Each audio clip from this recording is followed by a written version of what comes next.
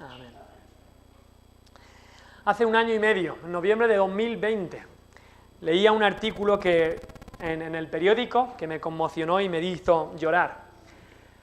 El artículo, resumiéndolo, decía que una niña en Málaga había sido abandonada por su madre. Su madre por mucho tiempo había dejado a su niña de 1 año y medio vivir prácticamente sola en casa, dejándole biberones, galletas y demás. Esta niña por mucho tiempo estuvo sola, su madre venía unas horas al día y ya está, hasta que la madre un día cerró la puerta, se fue para no volver.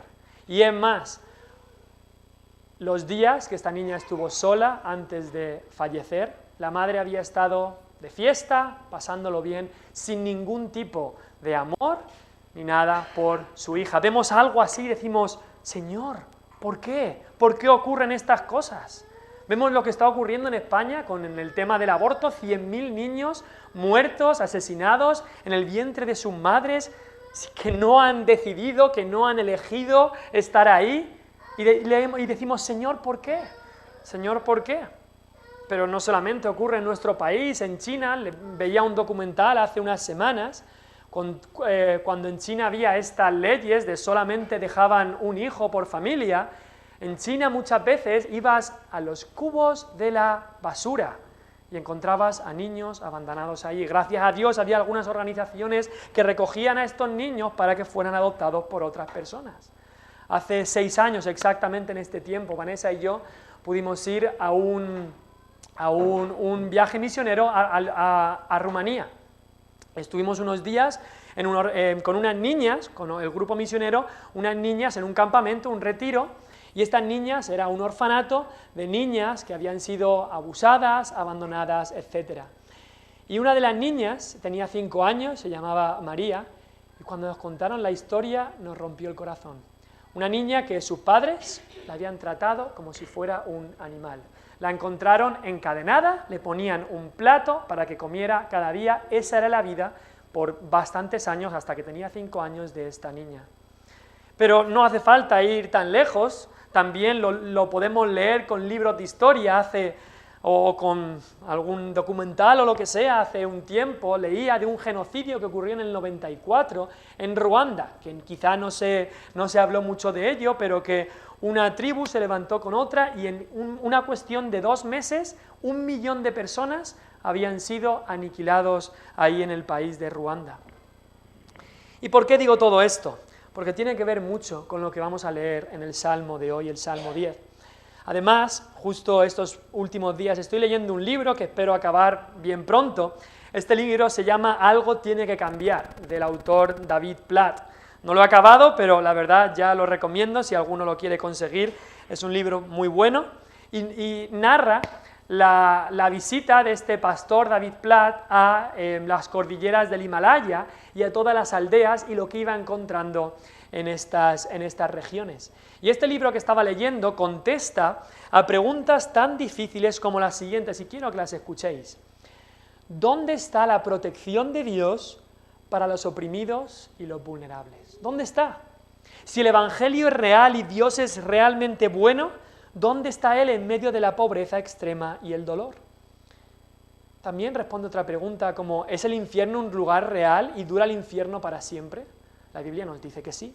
Si es así, dice, ¿por qué hay tantas personas que nacen en lo que parece un infierno terrenal para luego ir a uno eterno? ¿Es Jesús realmente la esperanza del mundo? Y por supuesto que lo es. Pero son preguntas que es muy fácil teóricamente contestarlas, pero cuando ves estas situaciones, cuando encuentras estas situaciones, quizá puede ser más difícil. Una cosa es escuchar un libro de teología o de una predicación que hable de estas preguntas y las conteste. Otra cosa distinta es vivir estas realidades, encontrarse con gente realmente oprimida o abusada, conocer a gente que realmente vive en la pobreza extrema y el dolor y tener un mensaje para ellos. Ahora, estas son preguntas difíciles que hemos dicho, preguntas que no se pueden responder en el tiempo que dura un estudio bíblico como el de hoy, pero preguntas que seguramente han estado en tu corazón y deberían estar en nuestro corazón este tipo de preguntas, si es que pensamos un poco más fuera de nosotros, si es que no nos creemos el ombligo del mundo y pensamos un poco más, deberían estar estas preguntas en nuestro corazón. En el Salmo 10, el autor de este Salmo, que no lo dice, no hay un título que nos diga el autor, pero seguramente es David. En el Salmo 10, el autor de este Salmo empieza con las palabras: Señor, ¿por qué estás lejos? ¿Por qué estás lejos, oh Señor, y te escondes en el tiempo de la tribulación? Y luego dice, el malo está persiguiendo al pobre. Señor, ¿por qué permites esto? ¿Por qué estás lejos? Muchas veces viene a nuestra mente las palabras ¿por qué? ¿Por qué? Este Salmo se podría dividir en dos secciones. En la primera, del 1 al 11, el salmista nos cuenta cómo el malo, él lo llama el malo, hace sufrir al pobre y lo desprecia, lo acecha, lo captura e incluso lo mata. De eso habla del versículo 1 al 11. El malo persigue al pobre, lo acecha, desprecia, lo captura, lo mata, etc. Pero en la segunda parte, del 12 al 18, el salmista le pide a Dios y confía que Dios, que es el Rey que imparte la justicia, al final destruirá a los malvados. Este salmo nos recuerda dos realidades que muchas veces nos encontramos con estas dos realidades como creyentes. Por un lado, la realidad a nuestro alrededor de un mundo de pecado, un mundo de hostilidad, y al ver esa realidad que nos rodea muchas veces nos desalienta, porque sí, vivimos en un mundo así, estas cosas que dicen aquí están ocurriendo, como he dicho al principio del sermón, estas cosas ocurren. Y al verlo nos desalienta, ver este mundo de hostilidad.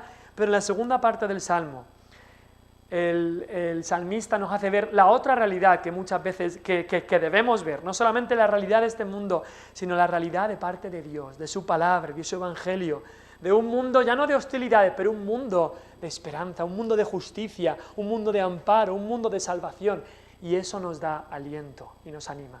Así que este Salmo tiene las dos partes. Una parte que nos deja abrumados, que nos desalienta, pero luego acaba con una parte que nos alienta. He querido titular este mensaje: el malo, el pobre y el rey. El malo, el pobre y el rey, son los tres puntos que vamos a ver en este mensaje. El malo, el pobre y el rey. En primer lugar, el malo, porque después de esa pregunta de ¿por qué?, que hace el salmista, que seguramente es David, porque el Salmo 9 y el Salmo 10 van como juntos, y el Salmo 9 era de David, así que el 10 lo más seguro que también sea de David. Pero primero, o después de esta pregunta que dice ¿por qué?, nos da un resumen de lo que es la vida del malo. En el versículo 2, quizá la puedes leer ahí, en tu Biblia, dice: con arrogancia el malo persigue al pobre. Ese es el resumen de la vida del malo. Con arrogancia el malo persigue al pobre, será atrapado en los artificios que ha ideado. La vida del pecador, la vida del malo, es una vida de arrogancia, de orgullo. No es una vida humilde, no, aunque se la dé de, es que tiene complejo de inferioridad, no. El malo y el pecador, su vida es siempre de arrogancia, de orgullo. Y siempre vamos a eso. Hicimos un estudio hace un tiempo sobre la humildad y vamos a lo mismo, que el orgullo es la raíz de todo pecado. Todo pecado que puedas cometer tiene la raíz ahí metida dentro de tu corazón, en el orgullo, en que tú te crees mejor, en que tú te crees que tienes derechos, en que tú te crees que Dios no lo necesitas, en que tú te crees superior, en que tú te crees que los demás no valen, en que tú te crees que te mereces esto. Ese es el pecado del orgullo y es la raíz de otros pecados que cometemos, de cada pecado. Y en su orgullo, en su arrogancia, que eso es lo que significa, el malo no solamente hace arrogancia, sino, dice, hace violencia, persigue al pobre. Y que no nos engañen, mucha gente, y lo escucharás en el día de hoy, están viviendo en pecado y quizá vamos con el Evangelio, vamos con la palabra de Dios y te dicen: mira, yo en lo que estoy haciendo no le hago ningún mal a nadie, mi pecado no le hace daño a nadie, yo no me meto con nadie, yo vivo mi vida sin meterme con nadie. Pero no es verdad, porque el pecado siempre daña a los demás. El pecado siempre daña a los demás, sea por influencia o por acción directa, el pecado siempre daña a los demás. No solamente daña a la persona que está pecando, pero también daña a los demás. Y ese es el resumen del malo. Con arrogancia el malo persigue al pobre, y este pobre será atrapado en los artificios que el malo ha ideado. Pero después no solamente se da un resumen en este versículo, pero a partir del versículo 3 vemos como una radiografía. Alguna vez has ido al médico, seguramente, y te hacen una radiografía, los rayos X, y te muestran por dentro cómo eres, o los huesos cómo están, los músculos, supongo también, una radiografía. Y aquí el autor nos da una radiografía y vamos a ver parte por parte cómo es este malo, este pecador, este malvado. La radiografía del malo del versículo 3 al 11. ¿Cómo es su alma? ¿Cómo es su alma? Pues dice ahí en el versículo 3, el malo se jacta del deseo de su alma, bendice al codicioso, desprecia a Jehová. Su alma es una alma que desea cosas, una alma codiciosa. Así es el alma del malo, una alma codiciosa. Solo codicia más, desea, y no solo desea, sino que se jacta de sus deseos. Y los deseos del alma del malo son para él mismo, todo para él. Más placer, más dinero, más fama, más poder, está codiciando continuamente. Y eso es lo que quiere el malo. Los deseos del malo solo son para él, todo lo quiere para él mismo. Y encima se jacta de ellos. Ya, y vemos un mundo, en el mundo en que vivimos ahora, ya el orgullo no es algo malo en las personas, sino que lo ven como bueno. El orgullo es algo que necesitas para vivir esta vida. Y así el malo nos dice aquí que se jacta del deseo de su alma. Ya no le dan vergüenza ninguna a todos estos deseos, sino que se jactan de todas estas cosas. Y como su alma es codiciosa, pues ¿qué hace? Se hace amigo de los codiciosos. No solamente lo hacen ellos mismos, sino que promueven y se hacen promotores de que otros también hagan todas estas cosas, esta vida de codicia, de querer todo para uno mismo. Y eso es lo que hace el mundo, bendecir al codicioso. Pero quizá podemos decir, vale, en esta radiografía su alma es codiciosa, ¿cómo es su rostro? ¿Cómo es su cara, su rostro? Pues mira lo que dice el versículo 4. El malo, por la altivez de su rostro, no busca a Dios. Si su alma es codiciosa, su rostro es altivo. El que tiene el rostro altivo va mirando por arriba a los demás. O sea, no va con la cabeza abajo. Digámoslo, ¿entendéis a lo que me refiero? Va mirando por arriba a los demás sintiéndose superior. No sintiéndose humilde, sino superior. No te arrepientas de nada, levanta la cabeza bien en alto, no importa lo que hayas hecho, no bajes la cabeza, no vivas en humildad, siéntete orgulloso de lo que eres, dice el mundo. Ten un rostro altivo. Y si haces eso, es la receta perfecta para no buscar a Dios. Porque dice ahí el malo, por la altivez de su rostro no busca a Dios. Si tienes un rostro altivo no vas a estar buscando a Dios. Solamente buscan a Dios aquellos que se humillan. Eso buscan a Dios, porque se dan cuenta, yo necesito a Dios. Yo no puedo vivir solo, yo no puedo ser salvo solo, yo no puedo. Pero Dios sí, por eso buscan a Dios. Pero aquellos de rostro altivo no buscan a Dios. Entonces, su alma es codiciosa, su rostro es altivo, pero ¿cómo son sus pensamientos? Seguimos con esta radiografía. ¿Cómo son sus pensamientos? Dice ahí, no hay Dios en ninguno de sus pensamientos. No se les ocurre pensar en Dios, ¿no? No hay Dios en ninguno de sus pensamientos. Dios está fuera del mapa, fuera de los pensamientos. Me recuerda a aquellos que se abran Efesios 2:12, la situación más triste que existe, que dice, vosotros estabais sin Cristo, sin esperanza y sin Dios en el mundo. Eso es la peor situación que puedes estar, sin Cristo, sin esperanza y sin Dios. Y estas personas, no hay Dios en sus pensamientos. ¿Sabes qué? Tú puedes decir, yo creo en Dios, pero que tus pensamientos sean como los de esta gente, son pensamientos ateos. Tú dices, yo creo en Dios de verdad, yo creo que hay un Dios, pero no hay Dios en tus pensamientos. Te pasas el día entero y piensas en todas las cosas menos en Dios. Te pasas semanas y Dios no aparece por tu mente en ningún lado. Quizá tú dices, no, yo creo en Dios, pero si Dios no está en tus pensamientos son ateos. Qué triste que eso ocurra. Y qué triste que ocurra en la vida de cristianos. No debería ocurrir así. Que pase un día y nosotros no pensemos en Dios. Que pase un día y nosotros no alabemos a Dios. Que pase un día y nosotros no le demos gracias a Dios. Qué triste que pase eso en vida de cristianos. Son estos malos, malvados, tienen un alma codiciosa, un rostro altivo, un pensamiento ateo, pero ¿cómo son sus pies? ¿A dónde caminan? ¿A dónde les llevan sus pies? ¿Cómo son sus pies? Pues dice ahí, sus caminos son torcidos en todo tiempo. Son pies que les llevan a caminos torcidos. Son pies, como decía Isaías, que corren al mal, se apresuran para derramar la sangre inocente.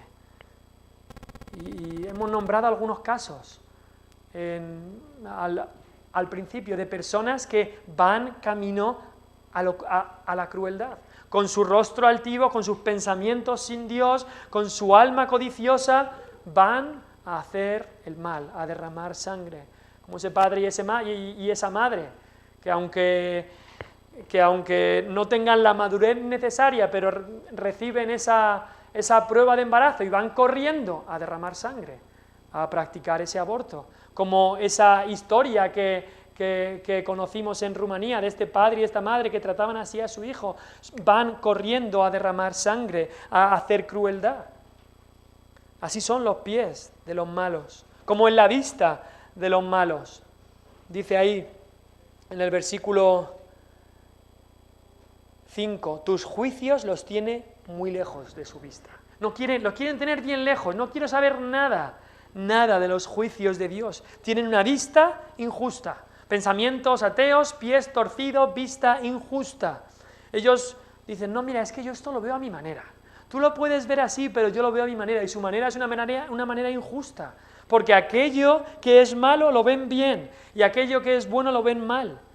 ¿Por qué? Porque tienen los juicios de Dios bien lejos de su vista, no los quieren tener cerca, porque eso les molestaría la conciencia, los quieren tener lejos, y los juicios de Dios muchas veces se habla de la Biblia como los juicios de Dios, así que está diciendo ahí que ellos quieren tener la Biblia bien lejos de su vista.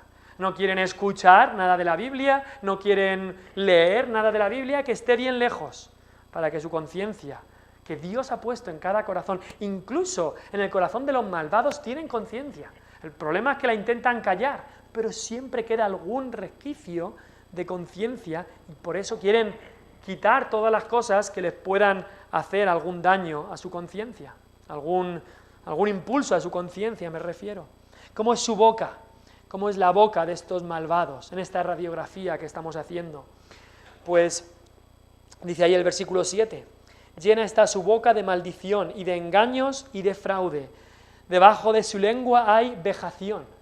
Vejación es maltrato o humillación. Eso es lo que están buscando con su boca. Maltratar a la persona verbalmente, humillar a las otras personas verbalmente. Eso es lo que están sufriendo. Eso es lo que están haciendo. Y quizá te sorprenda, pero quizá la casa de al lado de donde tú vives, eso está pasando cada día. Hay maltrato de ese tipo, humillación, sus bocas llenas de maldición, de engaños y de fraude. Esta es la radiografía del malo. También vemos que sus ojos, ¿cómo son sus ojos? Sus ojos son crueles. Dice ahí, se sienta en acecho cerca de las aldeas, en escondrijos mata al inocente, sus ojos están acechando al desvalido, acecha en oculto como el león desde su cueva, acecha para arrebatar al pobre, arrebata al pobre trayéndolo a su red. ¿Qué están buscando con sus ojos? ¿Qué están intentando mirar con sus ojos? Su propio beneficio, pero un beneficio lleno de crueldad.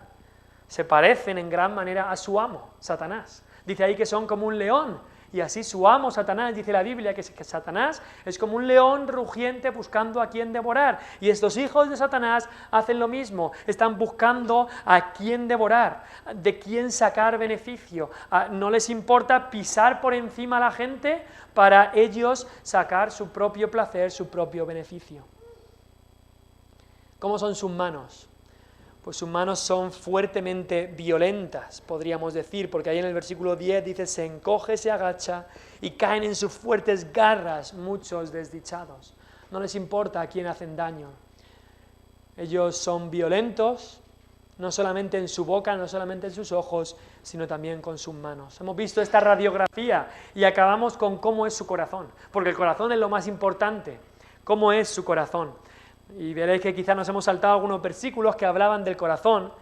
Y algo, por cierto, algo interesante cuando estés estudiando la Biblia, que es algo bueno, no solamente leerla, sino meditarla y estudiarla, busca donde hay repeticiones. Eso es un buen consejo, un buen tip un buen truco para saber cómo se estructuran los textos. Y, por ejemplo, ves en el versículo 6 que dice en su corazón. Y luego mira el versículo 11, dice en su corazón. Mira el versículo 13, en su corazón ha dicho. Se repite esto, así que eso nos dice algo importante que nos está diciendo el autor del Salmo. Así que, ¿qué es lo que dice el versículo 6? Nos habla del corazón. La radiografía más importante que podemos hacer es la del corazón. Y el corazón es un corazón sin Dios. Sus pensamientos habíamos dicho que eran sin Dios y su corazón es un corazón sin Dios, sin justicia. Dice el versículo 6, dice en su corazón, no seré movido jamás. Nunca me va a alcanzar el infortunio. Yo voy a seguir pecando y no me va a pasar nada. Mi pecado nunca me alcanzará. Nadie me va a pillar, nadie puede conmigo. Yo soy más rápido y me escapo antes de que me pillen. Nada me va a pasar. No hay Dios. Así que no me va a pasar nada, ¿no? Pero mira lo que dice el versículo 11. ¿Por qué? Porque es que es imposible vivir en este mundo, mirar a la creación y no saber en nuestro corazón que hay un Dios. Una vez vi el título de un libro, no lo he leído, creo que a lo mejor lo dije en otro momento, un libro que se titula ¿Cree Dios en los ateos? Porque es que los ateos en realidad no existen. Aunque digan, no, yo no creo en Dios, en realidad todo el mundo en su corazón sabe que hay un Dios. Aunque intenten callarlo, todo el mundo lo sabe en su corazón que hay un Dios. Y aquí esta persona que primeramente dice, nadie me va a mover, yo puedo con todo, nunca me alcanzará el infortunio. Después en el versículo 11 dice, en su corazón, Dios ha olvidado. Dios ha encubierto su rostro, nunca lo verá. Y por eso hay gente que dice, no, sí, hay un Dios, pero un Dios que no le importa lo que hagas. Un Dios que está ahí en el cielo, que ha dejado al mundo a su bola, y un Dios que no le importa. Así que tú sigue en el pecado, que Dios se olvida de todo, Dios está ahí, pero no hace nada. Mucha gente cree en eso. Y así este malvado dice, Dios se ha olvidado, no pasa nada. Luego en el versículo 13 su conciencia le sigue molestando y dice, en su corazón ha dicho, tú no lo inquirirás. Ya dice, sí, hay un Dios, y quizá un Dios que no se olvida, un Dios que sabe todo, un Dios que sabe lo que estoy haciendo, pero bueno, me dejará pasar esto, porque no dicen que el Dios es bueno, así que bueno, Dios me dejará pasar, Dios no se ocupará de mí, Dios es bueno, así que no, Dios es amor, ¿no? Dios es amor, así que me dejará hacer lo que yo quiera y no habrá consecuencias. Un corazón sin Dios, al menos sin el Dios de la Biblia, sin el Dios que la Biblia revela, sin el único Dios verdadero. Así es esta radiografía del malvado. Un alma codiciosa, un rostro altivo, pensamientos ateos, pies torcidos que van hacia lo malo, vista injusta, una boca sucia y engañosa, unos ojos crueles, unas manos violentas, un corazón sin Dios.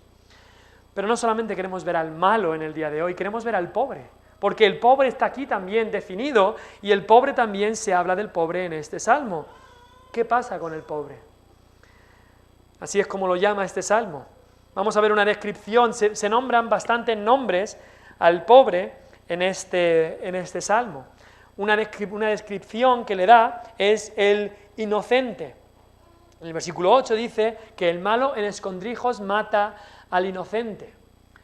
Y muchas veces, quizá me ha pasado a mí, que soy demasiado dogmático y digo, ay, pero si no hay inocentes, porque la Biblia dice que todos somos culpables, y alguien dice, mira, han muerto tantos inocentes, y podemos decir, pero no hay inocentes, ¿no? Todos son culpables, pero aquí nos dice que Dios mata, que el malo mata al inocente.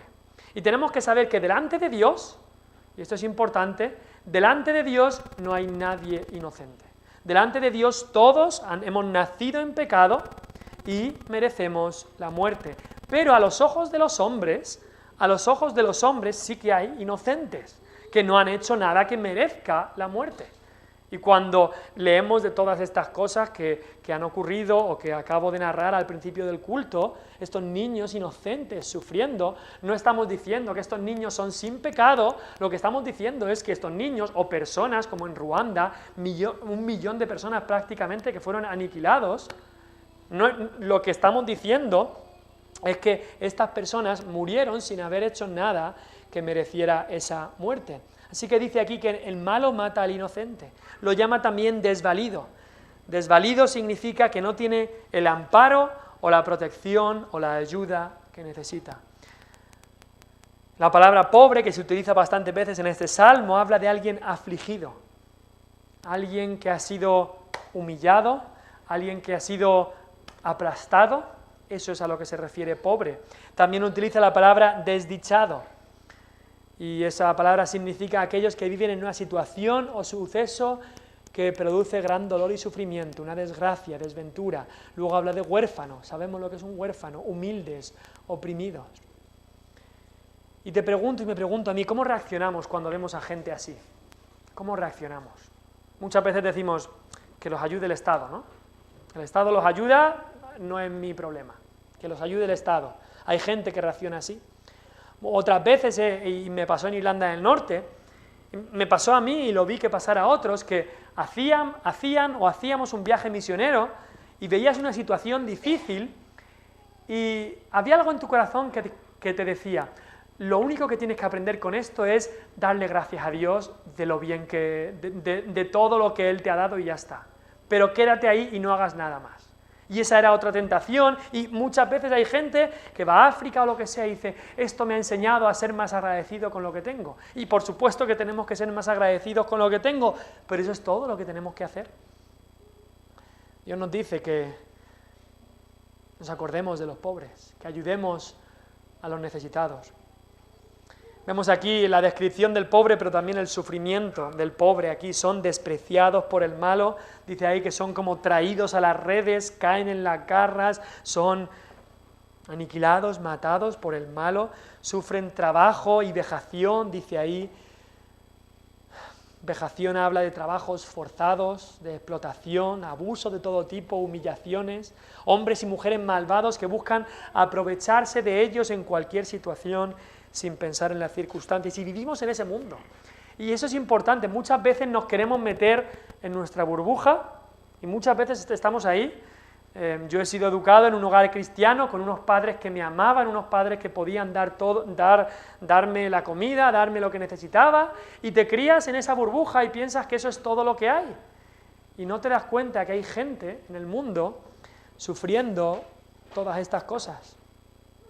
Por eso es necesario que muchas veces que salgamos un poco de nuestra burbuja y nos demos cuenta de cómo están viviendo tantas otras personas y ayudemos, por supuesto, en lo que podamos a estas personas y no culpemos a Dios de lo que es la culpa totalmente del hombre. El hombre es el que ha traído todos estos sufrimientos por el pecado. La paga del pecado es muerte. La paga del pecado es muerte, y el pecado trajo muerte a este mundo. Y no solamente trajo muerte, sino todo lo que conlleva muerte, trajo miseria. El pecado es lo que trajo pobreza, el pecado es lo que trajo enfermedad, lo que trajo hambre, lo que trae crueldad, lo que trae estas torturas que he nombrado antes, lo que trae el abandono, abuso, maltrato, todo esto lo trajo el pecado. Por eso todo esto es culpa del hombre. No culpemos a Dios de lo que nosotros somos responsables. ¿Cuál es el deseo del pobre? Pues el deseo aparece en el versículo 17. Dice, el deseo de los humildes oíste, oh Jehová. Dios tiene un oído que escucha estas cosas. Tú dispones su corazón y haces atento su oído. Pues el pobre desea esto, desea liberación de su sufrimiento físico.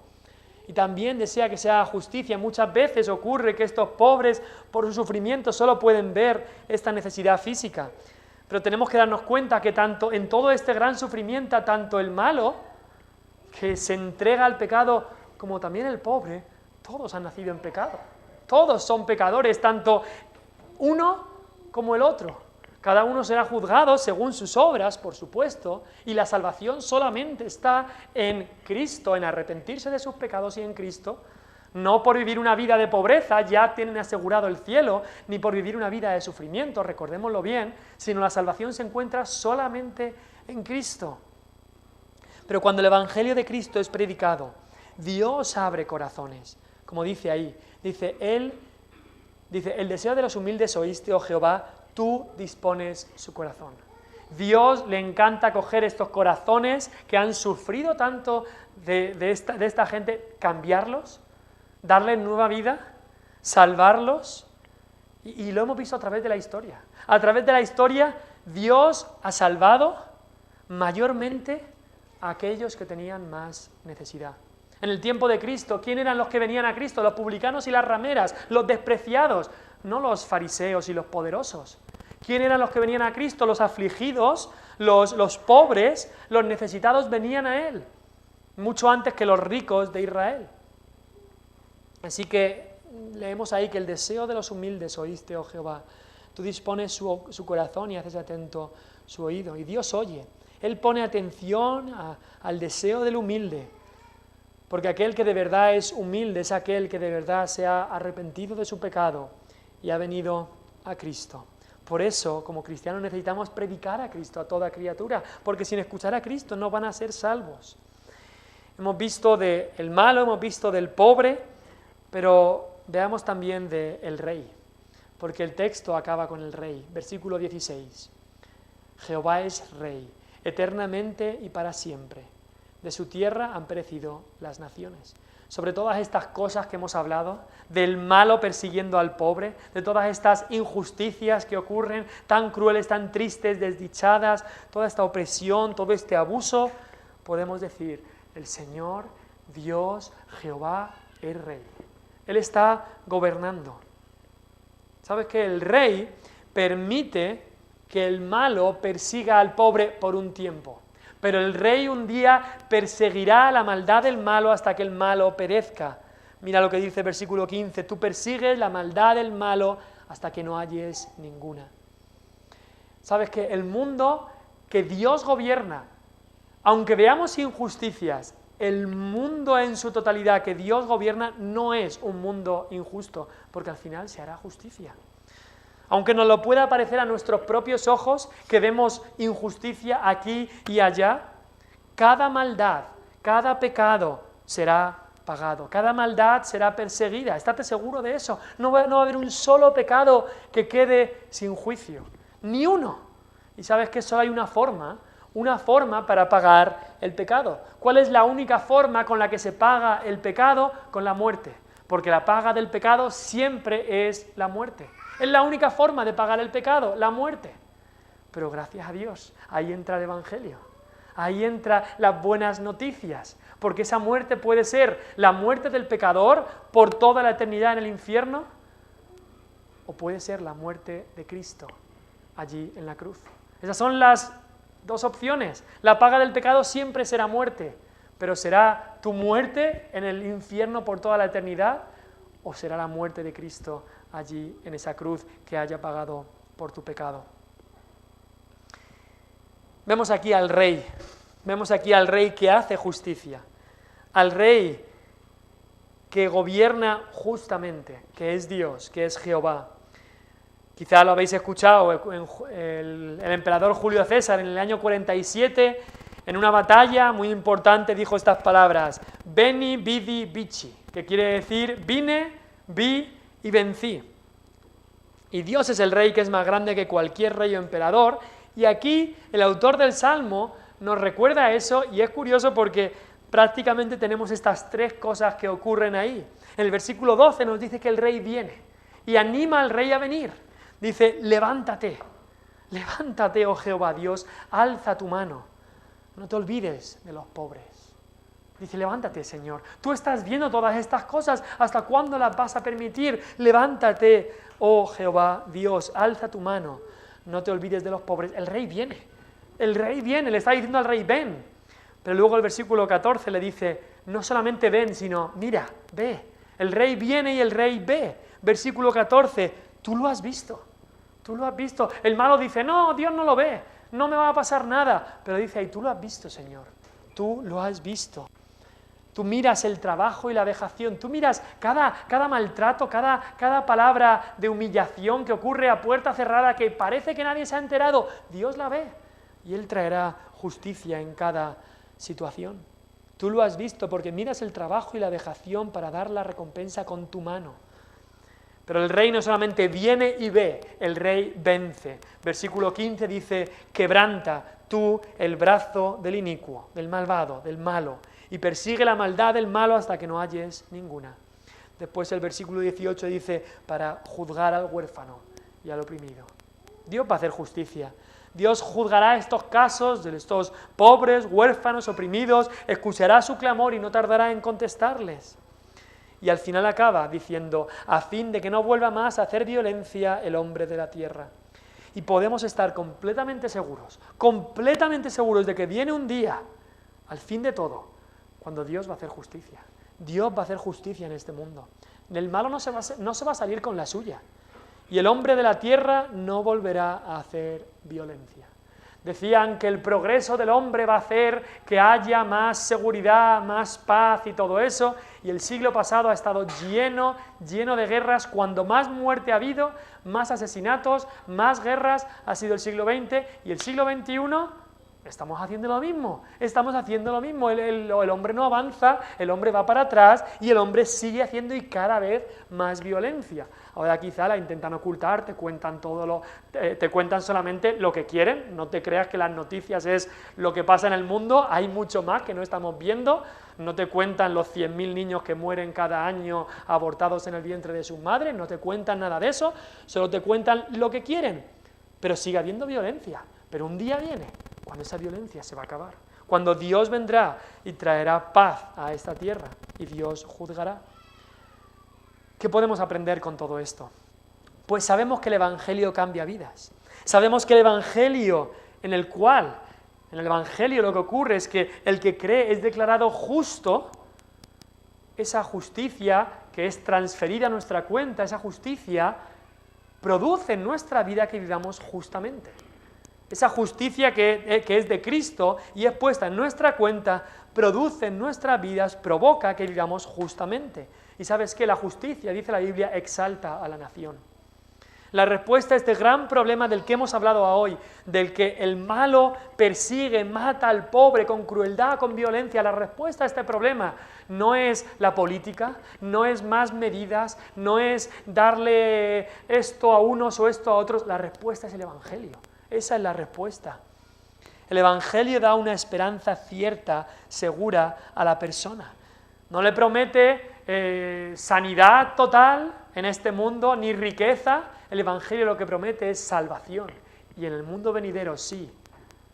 Sanidad de cualquier enfermedad, porque allí en el cielo no habrá enfermedad, no habrá todo ese tipo de problemas. Pero da una esperanza cierta en medio de las dificultades.